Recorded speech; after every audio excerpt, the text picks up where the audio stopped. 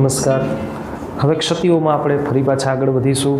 ધાતુ ઉણપ ક્ષતિ અને ધાતુ વધારો ક્ષતિ, જે બિન તત્વયોગમિતીય ક્ષતિઓના પ્રકારો છે, એની ચર્ચા આપણે કરીશું.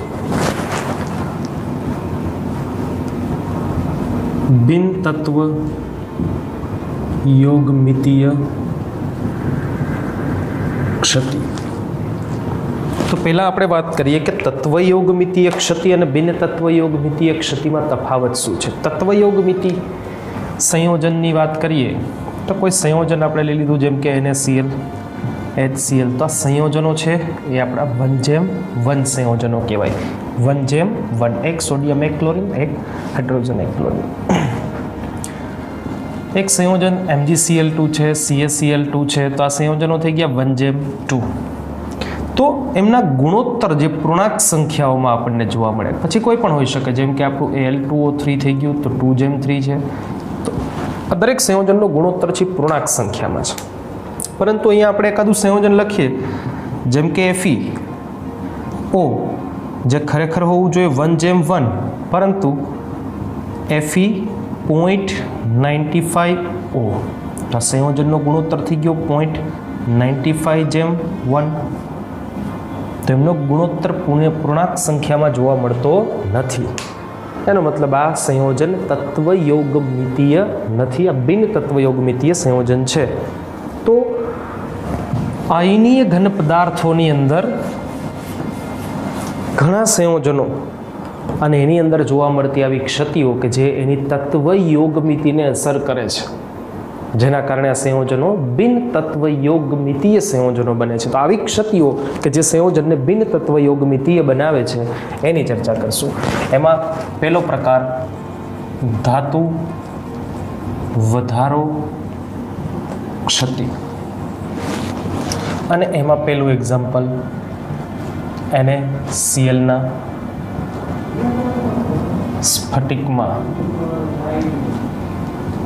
સોડિયમની બાષ્પ.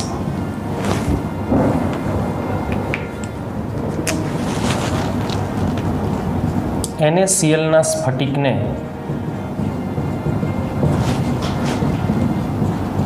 સોડિયમની બાષ્પના વાતાવરણમાં મૂકવામાં આવે ત્યારે અહીંયા આપણે એક આકૃતિ પણ ડ્રો કરીએ. આ સોડિયમ ક્લોરીન, સોડિયમ ક્લોરીન,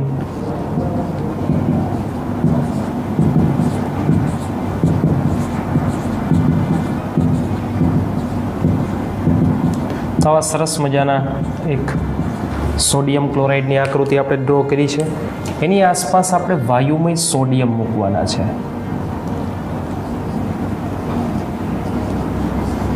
બાષ્પ અવસ્થામાં સોડિયમ.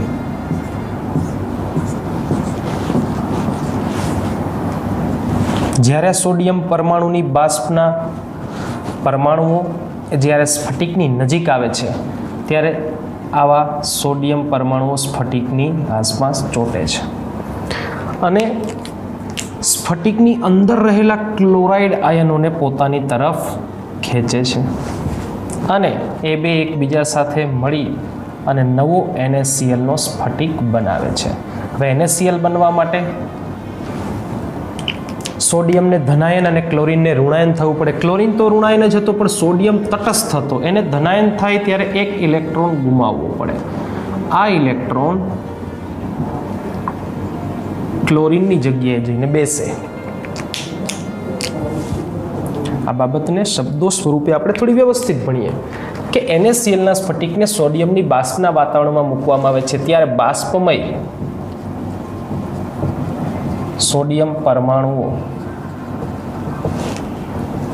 NaClની સપાટી પર પ્રસરે છે.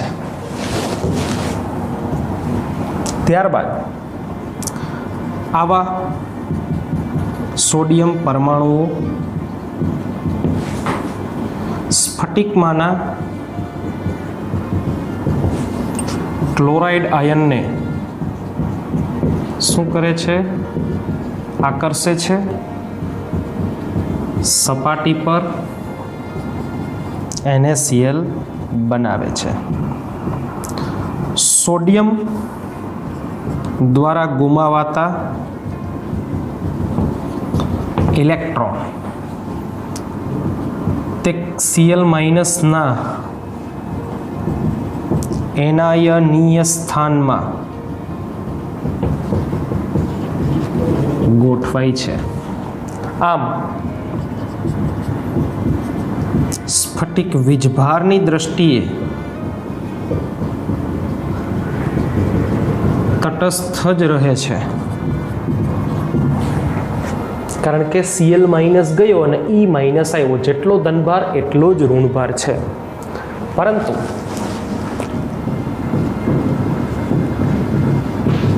સ્ફટિકમાં ઋણાયનની સાપેક્ષ ધનાયનની સંખ્યા વધી જાય છે. કઈ રીતે? કારણ કે બાષ્પમય પરમાણુ માત્ર સોડિયમના હતા. આ સોડિયમના પરમાણુ NaClની સપાટી પર આવ્યા, અંદરથી ક્લોરીન કે જે NaCl સ્વરૂપે ક્લોરીન અંદર હતો એને બહાર પકડ્યો અને ક્લોરીન સાથે જોડાયો માત્ર સોડિયમ. ક્લોરીન તો હતો એ સ્ફટિકનો પોતાનો જ હતો, માત્ર વધારાનો આવ્યો છે સોડિયમ. ક્લોરીનની જગ્યાએ કોણ ગયા છે? ઇલેક્ટ્રોન. તો વધારાનું એન્ટર કોણ થયું છે? સોડિયમ. ક્લોરાઇડ એટલા જ છે, સોડિયમ વધી જાય. ઋણાયન કરતાં ધનાયનની સંખ્યા વધે. ધારો કે આ સ્ફટિકની અંદર આપણે 100 Na પ્લસ અને 100 Cl માઇનસ, 100 ધનાયન અને 100 ઋણાયન ગોઠવાતા. પરંતુ જ્યારે બાષ્પમય પરમાણુ એન્ટર થયા ત્યારે હવે એ એક વધારાનો સોડિયમ, તો 101 સોડિયમ અને 100 ક્લોરાઇડ અહીંયા બચ્યા છે. હવે કારણ કે ક્લોરીન તો વધ્યા નથી એટલા જ છે, પણ એક સોડિયમ વધારાનો એન્ટર થયો. પહેલાં શું હતું? તો કે 100:100 એટલે પ્રમાણ હતું 1:1. તત્વયોગમિતિ હતું. પણ જ્યારે સોડિયમ છે સપાટી પર એન્ટર થયો, ક્લોરીન સાથે જોડાણો, ત્યારે પ્રમાણ 101:100. હવે આ 1:1 કહી શકાય નહીં. આ 1.01:1 છે. આ પૂર્ણાંક સંખ્યા નથી, આ તત્વયોગમિતીય સંયોજન નથી. એટલે ધાતુ વધારો ક્ષતિ એ આપણે જોઈ અને એની અંદર એ પણ ભણ્યા કે એમાં સંયોજનની તત્વયોગમિતિ જળવાતી નથી, કારણ કે ધનાયનની સંખ્યા વધી ગઈ છે ઋણાયનની સાપેક્ષ. હવે આગળ એક વાત કરવાની છે. એનાયનીય સ્થાનમાં રહેલા ઇલેક્ટ્રોન ઉત્તેજિત થવા માટે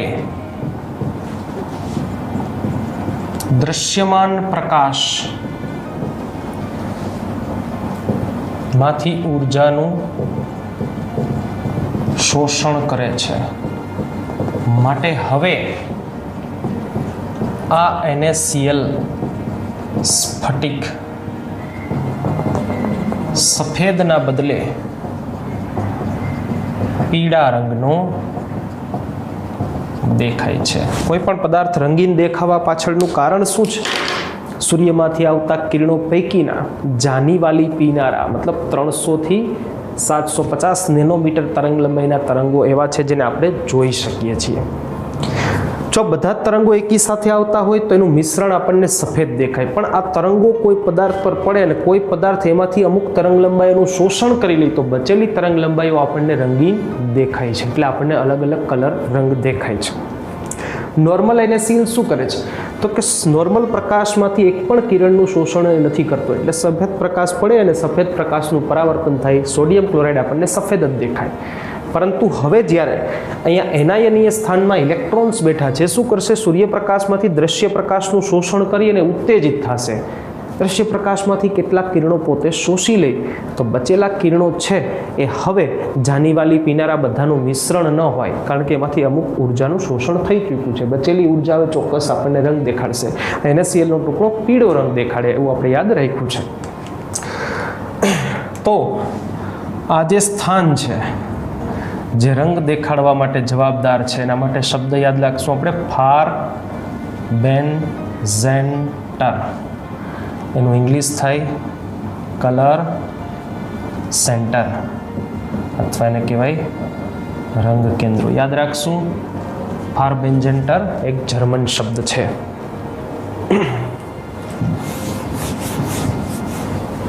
આ સિવાય પણ ધાતુ વધારો ક્ષતિનું એક બીજું એક્ઝામ્પલ છે આપણી પાસે. ઝિંક ઓક્સાઇડના ટુકડાને કે જે કેવા રંગનો છે? સફેદ રંગનો છે. અને જ્યારે ગરમ કરવામાં આવે ત્યારે Zn+2 1/2O2 +2 ઇલેક્ટ્રોન્સ આપણને મળે છે. ઓક્સિજન વાયુ છે અહીંયાથી દૂર થઈ જાય છે. થોડું કેલ્ક્યુલેશન આપણે સમજીએ. ધારો કે તમે અહીંયાથી 100 ઝિંક ઓક્સાઇડ લીધા છે, 100 અણુ લીધા છે. એમાંથી એક છે એ Zn+2માં ફેરવાય છે, 1/2 છે એ O2 બને છે, 2 છે એ ઇલેક્ટ્રોન બને છે, અને હજી અહીંયા 99 ઝિંક ઓક્સાઇડ એમના એમ જ છે. 100માંથી 99 એમના એમ છે. માત્ર એક Zn+2ની અંદરથી એક ઓક્સિજન છે એ વાયુ બનીને ઉડી ગયો છે. તો 99 zinc oxide as it is પહેલાંની જેમ જ ધન ઝિંક ઋણ ઓક્સિજન, ધન ઝિંક ઋણ ઓક્સિજનની જેમ જ ગોઠવાયેલા છે.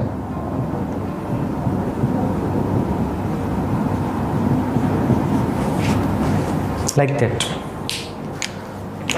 પહેલાં 100 હતા, હવે 99 થઈ ગયા.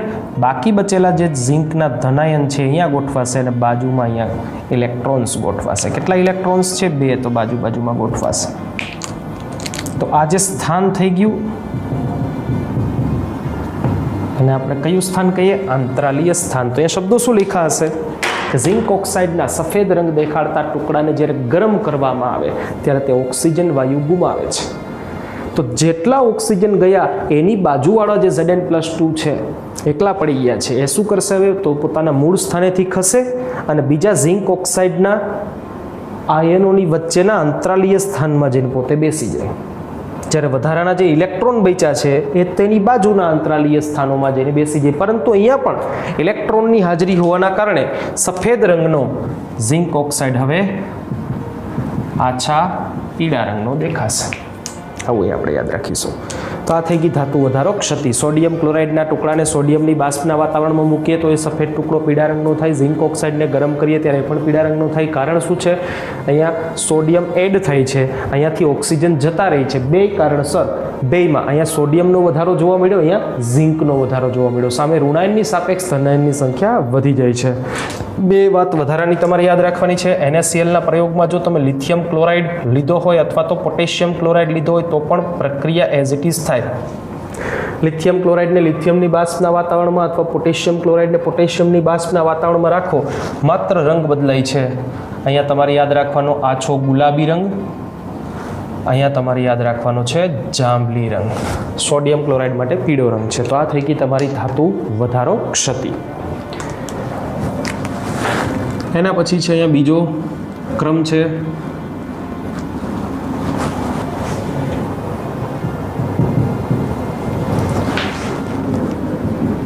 ધાતુ ઉણપ ક્ષતિ. તો પહેલાં આપણે બિનતત્વ યોગમિતિમાં ધાતુ વધી જાય ઋણાયનની સાપેક્ષ એની વાત કરીએ. હવે ધાતુ ઘટી જાય એની આપણે ચર્ચા કરવાની છે. તો most reliable example FeO, ferrous oxide. બહુ સારું એક્ઝામ્પલ છે. ફેરસ ઓક્સાઇડ ક્યારેય પણ 1:1 નહીં મળે. એ હંમેશા Fe.93O થી સ્ટાર્ટ કરી અને Fe.95O, મતલબ એક ઓક્સિજનની સામે 0.93 થી લઈને 0.95 Fe જોવા મળે. એક ઓક્સિજન સામે એક Fe જોવા મળતો નથી. Fe એટલે કે લોખંડના પરમાણુ હંમેશા ઓક્સિજન કરતાં ઓછા આપણને જોવા મળે છે. તો એનું કારણ શું છે? તો કે FeO છે એમાં Fe છે +2 છે. FeOમાં Fe છે +2 છે અને ઓક્સિજન છે -2 છે. પરંતુ ફેરસ ઓક્સાઇડના કુદરતી અથવા તો લેબોરેટરીમાં પણ તૈયાર કરેલા નમૂનામાં એક તકલીફ છે કે તમે Fe+2 ફેરસ આયન બનાવો એની સાથે થોડા એવા પ્રમાણમાં ફેરિક આયન પણ બને જ. તો તકલીફ શું પડે કે Fe+3ના 2 આયનો તમે લ્યો ત્યારે ટોટલ એનો વીજભાર છે એ +6 થાય. જ્યારે સામે પક્ષે 3 એવા આયનો તમે લ્યો Fe+2ના ત્યારે એનો વીજભાર છે +6 થશે. સંયોજન વીજભારની દ્રષ્ટિએ હંમેશા તટસ્થ જ હોય. હવે અહીંયા આપણે થોડું વધારે ઊંડાણમાં થોડું વધારે વ્યવસ્થિત સમજવાનો પ્રયત્ન કરીએ.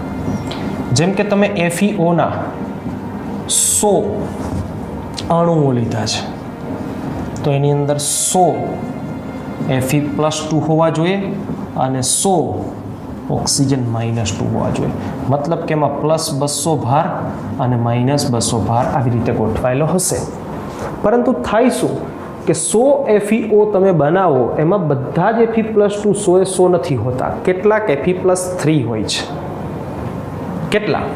ધારો કે હું 4 Fe+3 લઈ લઉં છું. Fe+3 100 અણુઓ મારે FeOના બનાવવા તમે બનાવ્યા, પણ એમાં 4 ભૂલથી Fe+3 બની ગયા, કે જેનો કુલ વીજભાર થઈ ગયો છે 4 તેરીને 12. સામે 100 ઓક્સિજન 2- તો છે જ, જેનો કુલ વીજભાર છે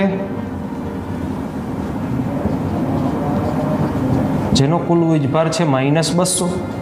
તો અહીંયા મારે કોઈ પણ ભોગે ટોટલ તો +200 જ કરવાના છે. તો 4 ધરારથી Fe+3 બની ગયા, જેનો વીજભાર +12 છે. તો 200 થવામાં હવે ઘટે છે 188.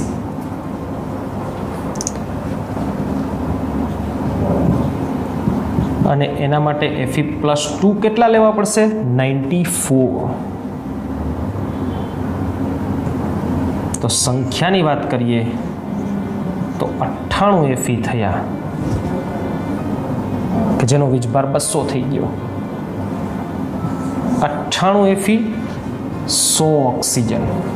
તો અહીંયા Fe/O 98/100, અથવા તો એને મારે લખવું હોય તો હું લખી શકું Fe.98O. આવું સંયોજન બન્યું છે. તો ખ્યાલ આવ્યો ધાતુ ઉણપ ક્ષતિ શા માટે થઈ છે? FeO ફેરસ ઓક્સાઇડની બનાવટની વાત કરીએ તો એની કોઈ પણ બનાવટની પદ્ધતિ +2 જ Fe બનાવી શકતી નથી. +2 Fe બનાવતા હોય તે ધારા કેટલાક +3 આયનો ફેરિક આયનો બને. આ ફેરિક આયનોની હાજરીને કારણે શું થાય તો કે ઓછા ફેરિક આયનો વધુ ફેરસ આયનોને, +3 વાળા ઓછા હોય, +2 વાળા ઝાઝા બધાને બહાર કાઢી નાખે. એટલે +200, કારણ કે ઓક્સિજનનો વીજભાર ટોટલ -200 આપણે ધાર્યો છે. તો સામે +200 વીજભાર થવા માટે જો +3 વાળા Fe પણ હાજર હોય તો ટોટલ તમારા 100 Fe ક્યારેય થઈ શકતા નથી, એના કરતાં ઓછા થાય. માટે +2 વાળા ફેરસની અંદર +3 વાળા ફેરિકની હાજરી હોવાના કારણે અહીંયા ધાતુ ઉણપ ક્ષતિ આપણને જોવા મળે છે, એવું આપણે કહી શકીએ. અહીંયા સરસ મજાના કેટલાક દાખલાઓ છે આપણને પૂછાય, અને દાખલાઓ થોડા વ્યવસ્થિત રીતે આપણે સમજવા જેવા છે. કે ભાઈ Fe.933O માં Fe+2 અને Fe+3 નું પ્રમાણ ગણો. આવો એક દાખલો આપણને પૂછી લે. તો અહીંયા આપણે ધારો કે Fe+2 જે છે એની સંખ્યા છે x છે, તો Fe+3 ની સંખ્યા 0.93 - x થશે. ત્યારબાદ કુલ વીજભાર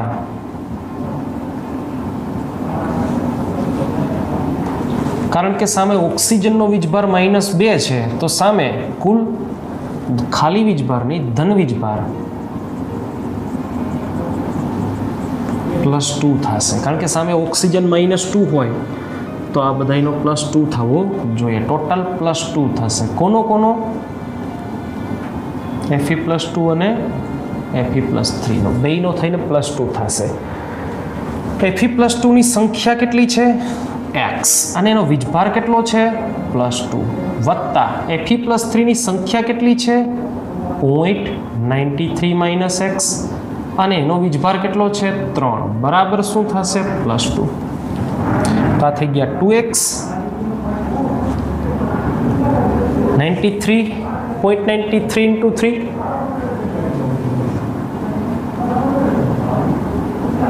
2.73 - 3x બરાબર +2. 2x અને 3x -x સામે જાય, +x 2 આ સાઈડ આવે, x બરાબર 0.73 અને x બરાબર આપણું શું છે fe +2. તો fe +3 કેટલા થાય? મતલબ કે 0.20. તો આવી રીતે તમે fe +2 અને fe +3 ગણી શકો. અહીંયા ઘણી વખત એક શબ્દ લગાડી દેવામાં આવે, પ્રતિશત પ્રમાણ, ટકાવારી ગણો એવું કહી દે. તો ટકાવારી માટે આપણી પાસે શોર્ટકટ છે કે જે 0.93 છે એ તમારું 100% છે. તો 0.73 છે એ કેટલું થાય? ત્રિરાશી મૂકી દો. સો અહીંયા હું પર્સન્ટેજ ઓફ fe +2 લખું છું. એનો જવાબ અહીંયાથી મળશે. કેટલા છે એનું પ્રમાણ? 0.73. ટોટલ કેટલું છે? 0.93. અને પર્સન્ટેજ ઓફ fe +3 આવું પણ પૂછે. fe +3 નું પ્રમાણ કેટલું છે? 0.20. અને કુલ પ્રમાણ કેટલું છે? 0.93. અહીંયા તમે એનો જવાબ લખી શકો. ઘણી વખત ટકાવારીમાં પૂછે. દાખલાઓ ખૂબ IMP છે, પૂછી શકાય એવા છે, ધ્યાનમાં રાખવા જેવા છે. ફરી એક વખત દાખલામાં શું પૂછે કે ભાઈ fe 0.93 ઓમાં fe +2 અને fe +3 નું પ્રતિશત પ્રમાણ ગણો. તો આપણે શું કર્યું? કેમ કે ધાતુ ઉણપ ક્ષતિનું એક્ઝામ્પલ છે, એનો મતલબ એવો થયો કે અહીંયા +2 ની સાથે કેટલાક +3 હશે જ. કેટલા +3 અને +2 છે ગણવાનું કીધું છે. તો આપણે ધારી લીધું કે +2 ની સંખ્યા x છે, ટોટલ 0.93 છે, તો +3 ની સંખ્યા કેટલી થાય? તો કે 0.93 માંથી x જાય તેટલી. હવે અહીંયા કુલ ઋણભાર -2 છે, તો કુલ ધનભાર +2 થાય. +2 વાળા +3 વાળા બધાનો થઈને કુલ ધનભાર +2 થવો જોઈએ, કારણ કે સંયોજન હંમેશા વીજભારની દ્રષ્ટિએ તટસ્થ જ હોય. હવે +2 વાળાની વાત કરીએ, જેનો વીજભાર +2 છે, જેની સંખ્યા x છે, અને +3 વાળાની વાત કરીએ, જેનો વીજભાર +3 છે ને સંખ્યા કંઈક આટલી આપણે ધારી છે. ટોટલ +2 થવો જોઈએ. બસ આ એક સમીકરણ તમને મૂકતા વ્યવસ્થિત રીતે ગોઠવતા આવડી જાય તો આ પ્રશ્ન તરત જ તમે સોલ્વ કરી શકો છો. એ સિવાય બધાનું સોલ્યુશન કરો એટલે તમને x મળે જે fe +2 છે, અને 93 માંથી x બાદ કરો તો fe +3 મળી જાય. ટકાવારી ગણતા તમને આવડવી જોઈએ કે 0.93 છે ટોટલ છે, 100% છે. તો એમાં +2 નું જે 0.73 છે એ કેટલું થાય? એ +2 ની ટકાવારી થઈ ગઈ. ટોટલ 0.93 છે એ 100% છે, તો +3 નું પ્રમાણ અહીંયા મૂકવાનું, 0.20 છે એ કેટલું થાય? ત્રિરાશિ મૂકવાની છે. એકદમ સરળ મુદ્દો છે. તો આવી રીતે તમે ધાતુ વધારો અને ધાતુ ઉણપ ક્ષતિઓની ચર્ચા કરી શકાય. જે બિન તત્વ યોગમિતીય ક્ષતિઓ છે, મતલબ કે આવી ક્ષતિઓ આવે છે ત્યારે FeO ફેરસ ઓક્સાઇડમાં Fe +3 દાખલ થાય ત્યારે જે ક્ષતિ દાખલ થઈ, જેણે શું કર્યું? તો કે ઋણાયનની સામે ધનાયનનું પ્રમાણ ઘટાડ્યું, એટલે આને ધનાયનનું પ્રમાણ ઓછું હોય એવી ધાતુ ઉણપ ક્ષતિ કહેવામાં આવે છે. તો ધાતુ વધારામાં આપણે NaCl, LiCl, KCl બધા સેમ છે, એક જ સરખા, એની વાત કરી. ઝિંક ઓક્સાઇડમાં વાત કરી. યાદ રાખ્યું છે આપણે અહીંયા કે વધારાના ઇલેક્ટ્રોન, જ્યારે ધનાયન દૂર થાય ત્યારે વધારાના ઇલેક્ટ્રોન જે સ્ફટિકમાં આવે છે એ પદાર્થને રંગીન બનાવે, વધારાની એક પણ વાત યાદ રાખી છે. અને સિવાય ધાતુ ઉણપ ક્ષતિની પણ આપણે ચર્ચા કરી શક્યા છીએ. તો આ હતી આપણી ક્ષતિઓ. ઘન પદાર્થ ક્યારેય પણ સંપૂર્ણ ન હોઈ શકે, એમાં ક્ષતિઓ હોય જ. તો આ રીતે આપણે તમે ક્ષતિઓને વ્યવસ્થિત યાદ રાખી શકો. એમાંથી MCQ પૂછાય તો પણ તમે શોર્ટ આઉટ કરી શકો છો. Thank you.